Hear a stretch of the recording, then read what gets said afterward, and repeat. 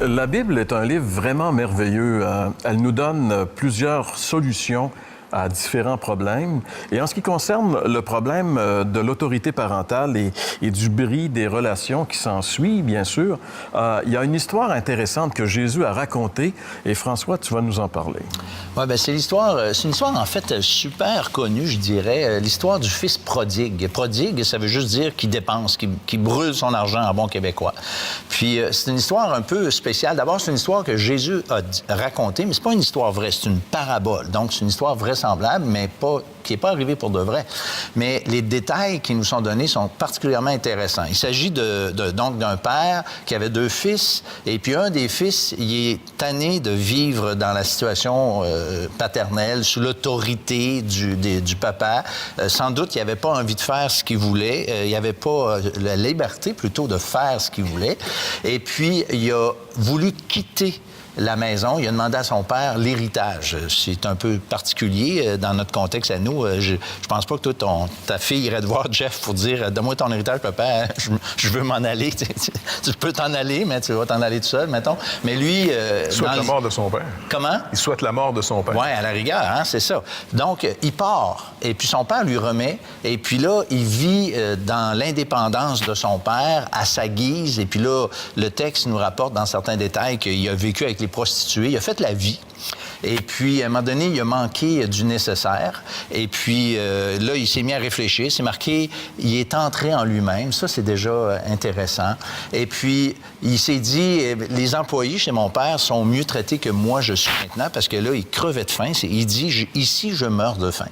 Et finalement, décide de retourner chez son père. Et là, à sa grande surprise, son père n'est pas prêt du tout de le prendre comme employé. Il l'introduit, puis il le réintègre comme son fils. Donc, pourquoi le fils est parti? Bien, la première raison, c'est qu'il voulait vivre sa vie à sa guise, exactement comme les êtres humains vis-à-vis de Dieu, qui représente dans l'histoire le Père. Il voulait vivre à sa guise, donc c'est pour ça qu'il est parti. Mais pourquoi il est revenu? Bien, lui, il a eu, j'allais dire, la chance, mais pas dans le sens hasard, mais la chance ou le privilège de réaliser son état. Il a réalisé à quel point c'était une folie d'être parti lorsqu'il y avait tout chez son père, et puis il a décidé de vivre à sa guise, comme je le disais. Donc, ce privilège-là, il a réalisé que c'était une folie, et il a été assez intelligent ou sage de revenir. Et pourquoi le père l'accueille? Ça, c'est une bonne question, parce que c'est pas évident. Après avoir tout dépensé, ce que le père avait donné, gagné sans doute difficilement, durement, bien, il a décidé de l'accueillir. Et la seule raison qu'on peut comprendre, c'est l'amour ou la grâce, la bonté que le père avait. Il aimait ce fils. Et pour lui, de le voir revenir, eh bien, c'était... il était content. C'est marqué, tu sais, que dès qu'il l'a vu, il a couru pour le rencontrer. Et la question qu'on peut se poser, pourquoi le Seigneur Jésus a raconté cette histoire, bien, pour moi, c'est très clair, c'est que Dieu, l'attitude du Père dans l'histoire, c'est l'attitude que Dieu a envers chacun de nous, les pécheurs. C'est-à-dire, on est tous des hommes, des femmes qui se sont rebellés, qui ont abandonné la maison du Père, qui ont voulu vivre leur vie à notre façon. C'est ça la réalité. D'ailleurs, moi, j'aime à dire que le péché, l'essence du péché, c'est pas le vol, l'adultère, le mensonge. L'essence du péché, c'est carrément d'être indépendant de Dieu. Et c'est exactement ce que ce jeune homme typifie, cette indépendance vis-à-vis son Créateur. Et c'est pour ça que le Seigneur Jésus a raconté cette histoire, parce qu'il veut qu'on comprenne, même, je dirais, il veut que nos cœurs soient touchés. Parce que, généralement, d'une façon naturelle, on n'a pas envie d'aller voir Dieu parce qu'il y a un sentiment de honte, un sentiment de culpabilité vis-à-vis celui qu'on est convaincu d'avoir, en quelque part, offensé ou à cause qu'on l'a ignoré. Mais là, le Seigneur, il nous dit dans cette histoire que il nous accueille. Fait que ça nous encourage, nous, les êtres humains, à retourner vers ce Créateur, à retourner même à la lecture des Écritures, parce que c'est encore la Bible, un livre qui fait peur.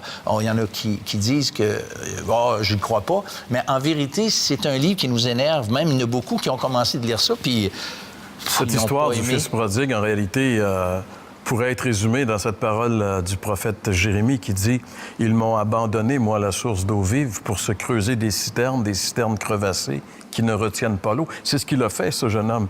Il a quitté, en fait, son père, qui était pour lui une bénédiction incroyable. Il est allé expérimenter ce que ça veut dire vivre coupé du Père. Et notre vie à nous, mes chers amis, c'est un peu notre vie naturelle, c'est qu'on est coupé de Dieu. C'est ça la conséquence du péché. Le salaire du péché, c'est la mort, séparation d'avec Dieu. Mais Dieu veut notre bien, comme ce Père aimait son Fils.